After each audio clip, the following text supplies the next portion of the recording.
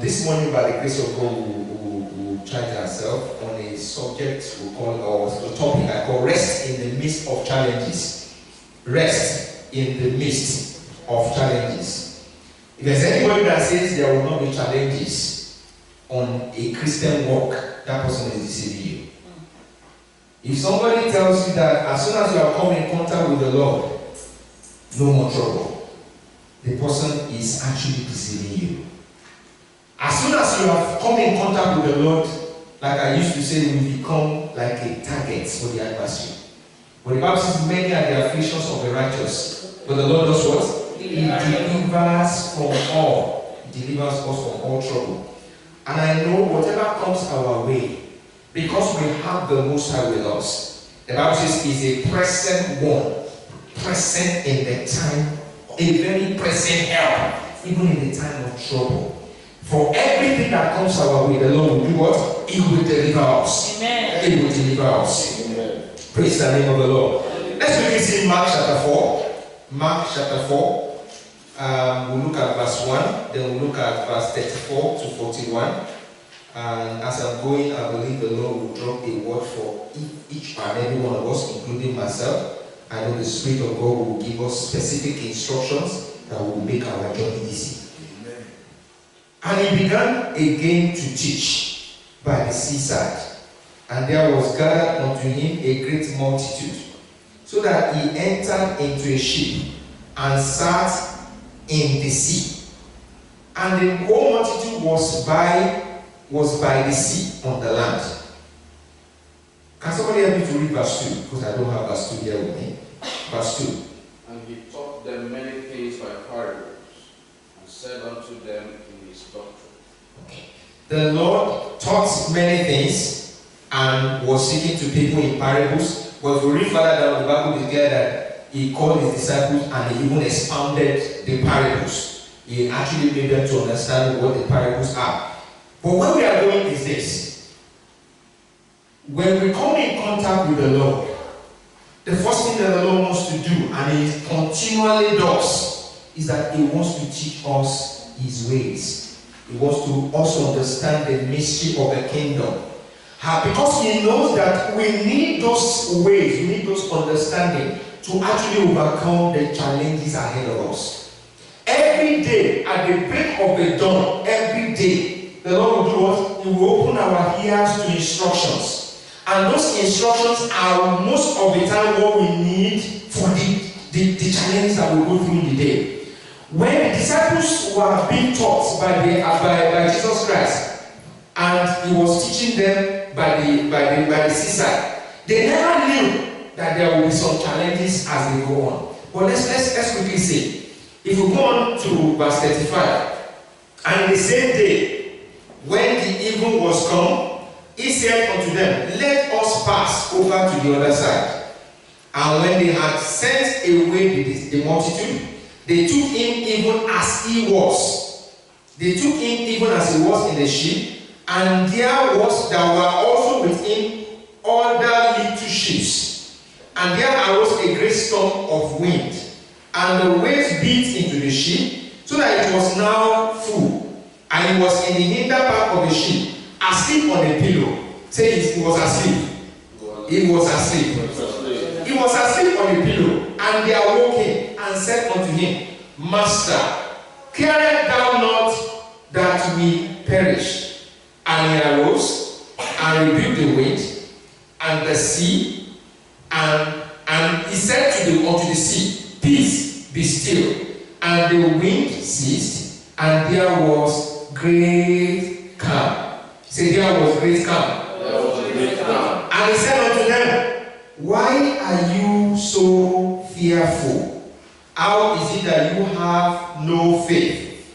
And they feared exceedingly, and said one to another, What manner of man is this, that even the wind and the sea obey him?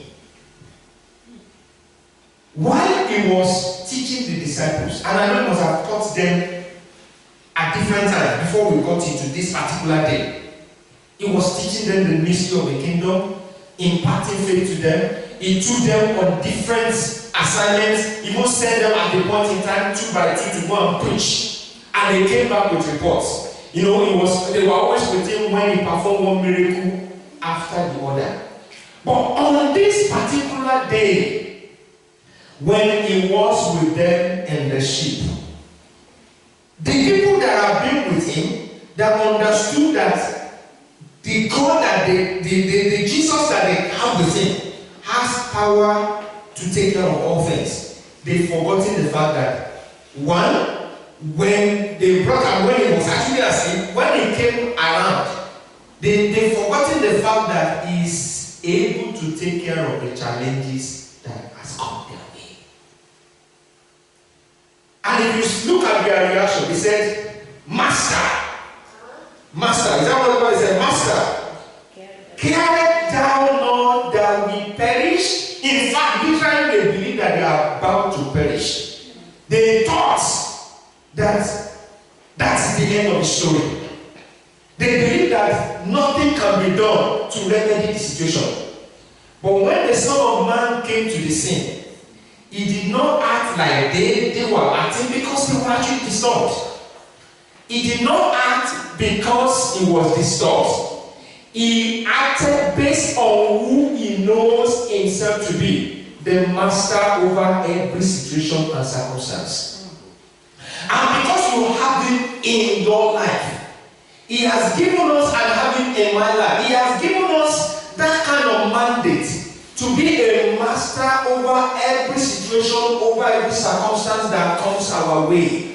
The storms will come, the wind will come, but the Son of God says, peace, be still. If he can tell the storm to cease, the wind to cease, what is it that he cannot handle in our lives? What is it that he cannot take care of? At the point in time, I want us to look at some of the things that happened to these disciples. They have lived with the Lord. They have related with the Lord. They have been a part of what he's doing. They have been a part of the kingdom process. But when the going gets tough, they've forgotten the power of the Most High that has healed the sick. They've forgotten the power of the Most High that has raised the dead. They've forgotten the power of the Most High that has fed the multitude. They've forgotten the fact that Jesus Christ is there to take care of all things. The first thing I want us to understand is that they were first confused. They were confused. If you look at them, they tried everything possible to do things in the physical to correct the problem. In fact, the Bible says the boat was full with water. I know they must have been taking water out of the boat, trying to remedy the situation. But along the way, when Jesus Christ was brought into the picture, did Jesus Christ demonstrate confusion? Was he confused like they were? Jesus Christ was not confused. He knew that he has the power over that situation. As long as we have him in our life, we are not meant to be confused. Remember I'm saying we, because sometimes everybody falls into a trap once in a while. We are not supposed to be confused. Praise the name of the Lord. The Bible says also that God has not given us the spirit of fear, but now of love, of power, and of a sound mind. Someone that is confused, his mind is not sound, he's disturbed. And I know none of us will fall a trap into that in the name of Jesus. Because the intention of the devil, when situation comes our way, when challenges come, the first thing we want not to do is to make us to be afraid, to be confused. And as soon as we are confused, we lose our grip of who is with us in the books. The other thing we notice is that they have fear instead of faith. They have fear. Jesus Christ even said, he said, why are you so fearful? They have fear. How is it that they have no faith? And the point I said they have little faith in one other part of scripture. How is it that you have no faith? You can even discover that actually faith was not there in that instance. When fear is in place, faith cannot operate at the same time. Fear is the opposite of faith. When fear is in place, faith cannot be in operation. Faith is the one that defies fear, is the one that negates it, the one that puts it away. But when the Lord is with you, should you be afraid again? And I trust that the Lord is with us. I know. He said he will never leave you nor forsake you. He said, "Lo, I am with you till the end of the age." He said, "My peace I live with you, not as the world giveth." The peace of God is supposed to guide our hearts in every situation, in every circumstance. And I know the Lord Almighty will help us in the name of Jesus. Amen. The other thing that we could demonstrate when there are challenges, we could fidget. You know, when you fidget, you are just going, "Oh, I don't want to do." And we all demonstrate that once in a while. But when you realize that there is someone with you, the strong and the mighty one, what happened? You just settle down and say, why am I shaking like this? What's going on? And when you do that, you become in control. And the power of the Holy Ghost in you begins to build a level of confidence. Confidence that was not there before. But when you are fidgeting, you are not in control. You will take the wrong action. Remember, if, for example, if you are driving, I just want to use this as an instance. You are driving and for one reason or another something went wrong. Let's assume nothing won't go wrong in the name of Jesus. A tire of one of the wheels just gets blown or whatever, we just explode, so to say, or just the first instinct because of fear is to do what? Apply the brake. But as soon as you do that, you lose control. As soon as you fidget, you start scrabbling with this whiskey and with the wheel of the car, and you definitely take the wrong action. But when you are in control, and that's one of the things where they take us through all this driving test, driving lesson, all those things, to make sure that we become a master of every situation.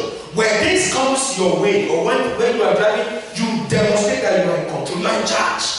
You are the one driving the vehicle. The vehicle will not go where you don't want it to go. Praise the name of the Lord. Another thing you could see is that whenever things go wrong, we demonstrate anger. Sometimes we think, God, have you abandoned me? And because you feel God is not helping you, sometimes some of us demonstrate anger, bitterness. You know, you feel, okay, God cannot help me. Let me do it myself. And you start doing all manner of things. Even taking steps that you ought not to take. And I know we will not fall into that trap in the name of Jesus. Amen. Instead of demonstrating self-control that the Holy Ghost will give you. Being in control. Being in charge. You know, telling yourself, Bible says anger rests in the bosom of a fool. Telling yourself, no, I will not get angry. I would rather take charge of this situation. And I know the Lord God Almighty will help us in the name of Jesus. Amen. Hurt, bitterness, strife. Whenever those are in place, you discover that there is a lack of peace. You cannot be angry, you cannot demonstrate strife, you cannot When those things are in place, it shows that you are not a man of peace. It shows that you are not at peace. Either at peace with yourself or at peace with someone else. And when that is in place, you are not actually in charge. And the Holy Ghost cannot help you at those instances, except to surrender to Him. Sorrow also. I mean, when things go wrong, we sometimes become sad. We are sorrowful. Instead of having joy that is fueled by the Holy Ghost. You know, it's not as if you are happy. You know, happiness is a feeling when things are going on well. You are not happy. But let the Holy Ghost inside of you, let Him grant you joy of heart. Because when there is joy that is fueled by Him, you know, even because despite the fact that things are contrary, you discover that you don't allow sorrow will not overwhelm. When sorrow overwhelms you, you become weak. You know, you become weak. You can't even, have you gotten up sometimes at the break of the day? You know, you are maybe things did not go right the previous day. And you are thinking about what the day will present. And you just wake up and you are just sad. You are sorrowful. For a few minutes, it's likely that you will not be able to even get out of bed. Have you ever been in that kind of situation? You don't feel like getting out of bed. You don't feel like going anywhere. You don't us to take action. Praise the name of the Lord. But I know that the Lord Himself will fuel joy in our heart in the name of Jesus. Yeah. Anxiety and worry. You'll be anxious. You'll be so worried. When the Bible says we should be anxious for nothing. Anxious for nothing. The things that has come our way could make us anxious. Let's be frank. It could make us anxious. You don't know what will happen next. You don't know what to do next. In fact, you are not thinking, okay, if this situation passes, I don't know what is the likely consequence of what will become of me. But one thing is sure, the Bible says by prayer and supplication, we should do what? Make our request known to Him. Because we are not anxious, and we can call on God at every instant. When we call on Him, what will He do? Be present more in the time of trouble. He will step in. And when He's stepping into our fear, things will change. Amen. Things will definitely change. Amen. That's exactly what happened to the disciples. When the Lord Jesus Christ stepped in, He didn't even, all these emotions that we talked about, He didn't demonstrate a single one of them. Did you ever read something else? They just woke Him up, and he just stood up and said, "You stop, be still. Wind, stop. Peace." And that was the end of it. Because we carry Him in our vessel. What is the vessel that we carry around? Our lives. The Bible says our temple, our body is a temple of the Holy Spirit. It's a temple of God. God is dwelling with you. His presence goes along with you. Whatever comes our way, when we call on Him, and He comes in as a present help, what happens to those situations? They will respond to Him. They will respond to His authority. If you look at Isaiah chapter 50 verse 15, and I will read this 15b of it. Isaiah chapter 30 verse 15. Bible says, "In quietness and confidence shall be your strength." Amen. In quietness and confidence. Amen. When you are quiet, when you are not moved by any situation, that is when your strength can appear. That's when the best thing you can come. If you are disturbed and you are harassed, you don't even know, and you are not even aware of God that can help you. Praise the name of the Lord. Amen. And I'll quickly summarize all the things I've said. The master will not react or did not react. He promptly acted by commanding the wind and the storm to cease. Are you in charge of the situation that comes your way? Are you in charge? Do you allow the situation to dictate what you do? Or you tell Him, I have someone inside of me that can take care of this? Are you in charge of that situation? Or do you allow that situation to harass you? The intention of the devil that orchestrates is the one that brings those trouble. Is the one that brings the trouble. Is the one that brings the challenges. He wants us to lose touch with the four person that can help us. He wants us to lose touch with the present help. And when we are having all these negative emotions that we have demonstrated, it's not likely that we will know that He's in charge. In fact, if you look at it another way, if someone, maybe one of them, are not quickly realized that we carry the master in this boat with us now. Why are we so disturbed? Go and wake the master. They will have continued in their enterprise. I know they will not be this, they will not perish like they thought they would perish. But they will have continued, maybe drawing, taking water and struggling. The fisherman and Peter will say, I know about this thing. I want to drive the boat. I want to know. All of them are just struggling. What are you struggling for that the master doesn't have a solution for? What is it that we are struggling for? Those things that you are struggling for, they are in His control. He is aware. We were reading this morning about in Psalm 139. The fact that whatever it is, there is no knowledge, there is nowhere we go that the Lord does not know about. There is nothing that is happening to us that is not aware of. So if there is a trouble that comes our way, He is aware of it. And He knows how to do what? How to deliver us. Only if we can connect with Him and trust Him. And I know He will deliver us in the name of Jesus. Amen. The Master's word. The Master's word changed His word. Or let me before I get into that. The Master did not focus on the problem. He didn't focus on the problem. If you were to look at what the magnitude of the problem that confronted them, the storm was raging, the wind was raging, but he did not focus on the problem. He only knows that he has a solution, and he administered the solution. Are you focusing on the problem instead of the person that has a solution? When we focus on the problem, we will disconnect ourselves from the person that can solve the problem. When we look at the magnitude of what we are going through, my people used to say, when a child gets to the place that he needs to be afraid, the child will be afraid. Is that not true? So when you focus on the problem, fear will creep in, and you will lose touch of the person that can solve the problem.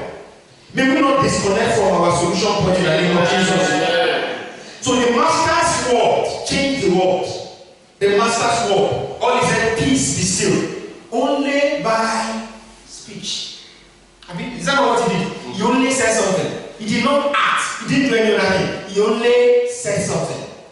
So what happened is, as much when they were being taught by the seaside, when he has been teaching them all this while, he knows the kind of trouble, the kind of challenges that they are going to go through. He knows what is ahead of him, knows what is ahead of me. Every moment as there is instructing us, those words that we are reading in our time of study of the word, in the Sunday school, in the messages that we receive, they are the things that he is putting on us, or for the challenges that could come our way in the future.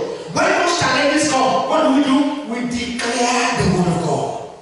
We declare the mind of God. We stay on the confidence that the word of God presents. The Bible says somewhere, said, by your word we shall be judged or shall be esteemed. So I can remember that passage very well. But the word of God has authority to take care of all things. Has authority to take care of all things. Praise the name of the Lord. All the Lord did was he just spoke the word. Will you not speak the mind of God? Someone is sick, a child is ill.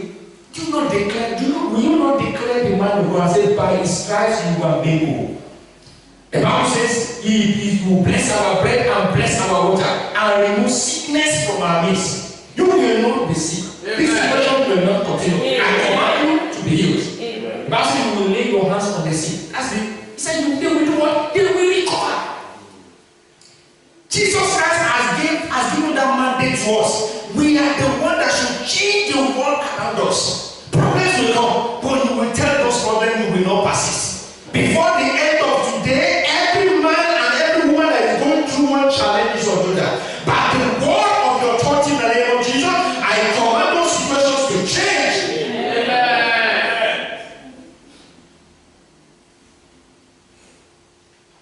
And that brings me one important point.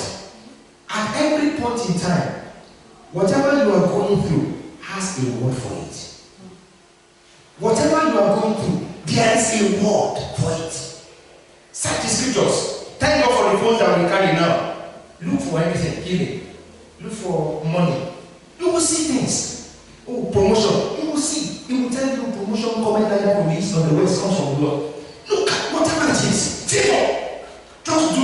Thank God for this technology. Those days we used to mark. We mark the Bible. We mark everywhere. Sometimes in the midst of trouble, we are trying to, where did I mark?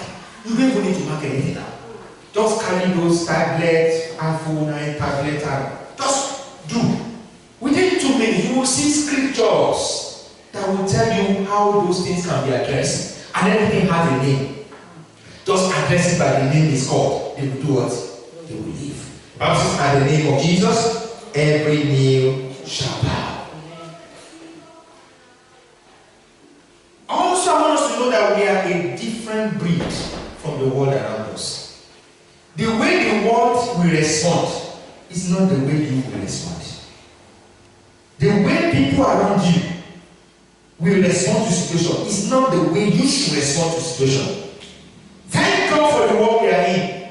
Things are going to be happening. In fact, we are actually at the brink of a lot of mishap. But I know the Lord will preserve you. The Lord will preserve me. The Lord will take care of my estate. He will take care of your estate. In the mighty name of Jesus. Many things will go wrong. But how do we react as believers? We react based on who we know and the authority in His name. In Psalm 46, verse 1 to 5, God is our refuge and strength, a very present help In trouble. The Bible says, therefore will we not fear, though the earth be removed, though the mountains be carried into the midst of the sea. Even in the physical, when things do not go right, we will not be afraid.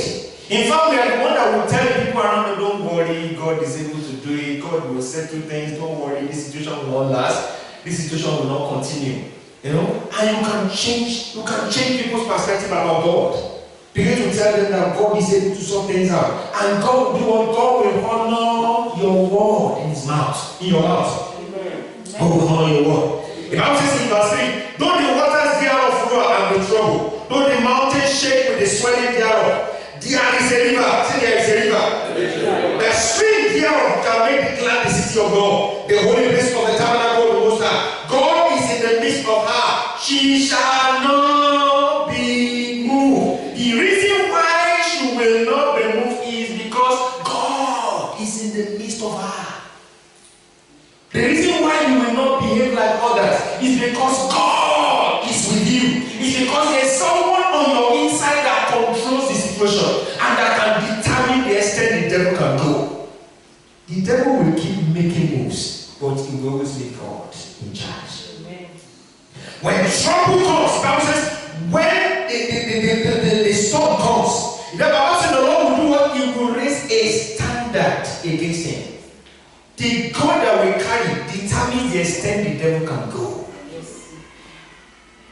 The devil cannot continue in his enterprise against you. Amen. Because there is someone on your inside that is a master over the situation. Amen. Only if we do what? If we connect with him.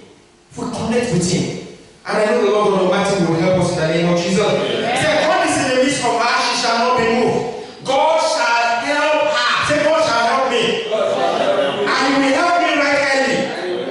He will not allow me to be troubled. He will not allow me to be perplexed. He will not allow me to fidget. He will not allow me to be afraid. Because he will help me right early. Right early. The Lord will appear for you right early. When you need it, the Lord will appear for you right early. Amen.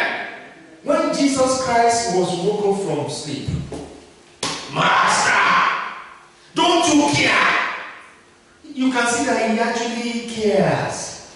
Say, cast our cares on him, because he does what? He cares for us. The reason why he looks as if we are carrying the burden alone is because we are not casting our cares on him. It's because we think we can take care of ourselves. It's because we think that we can carry the burden by ourselves.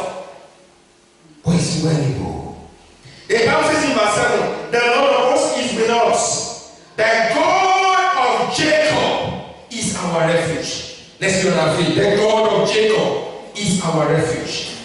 The God of Jacob is our refuge. The God of Jacob is our refuge. Bible says the name of the Lord is a strong tower. The righteous run into it and is safe. Is safe. I don't know what trouble you have been going through. I don't know what challenges that has come your way. I will submit to you that the Master is available. Is the one that can grant you rest. Rest even in the midst of those challenges. I said, my son, don't worry, I'm taking care of me. I want you to come to God and say, Lord, this morning, I cast my cares on you. I cast this struggle on you. I lift myself before you. And I ask, oh God, that you take care of this concern. Take care of this concern. Help me right early. Help me right early. Help me. Cry unto him, cry unto him. Lord, help me. Do you not care? I know he cares. But I know you can cry to him. You can cry to him. You can cry to him. You can call on the Lord in the midst of those challenges. And you will see a change that will turn around. Thank you, Ancient of Days. In Jesus' mighty name we are praying. Amen. I want to pray. Lord Jesus, I call on you this day. I ask, oh God, that you address everything that will come my way in the future. Let me not disconnect from you. Let me not lose touch that you are there with me. Let me see you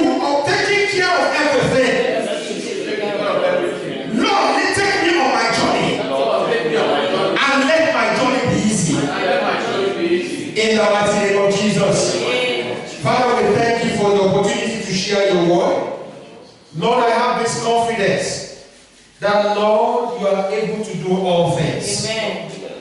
You are the master in charge. Nothing can move you. Because we have you with us, we decree and declare. Nothing will move us in the name of Jesus. Bible says, they that put our trust in you, we shall not be moved. Bible says, they that put their trust in him, they shall be like Mount Zion, that cannot be removed. Father, I ask, oh God, that Lord, so will be our confidence in you. So will be our confidence in you. So will be our confidence in you. Father, I ask, oh God Almighty, are there challenges, are there situations that has come the way of our brothers and sisters, and many that will still listen to this message? Lord, I ask, oh God Almighty, that Lord, you will visit those situations. You will visit those circumstances, and you will declare, peace, be still. Peace, be still. Thank you, Ancient of Days. Lord, we give you praise and glory. In Jesus' mighty name we are praying.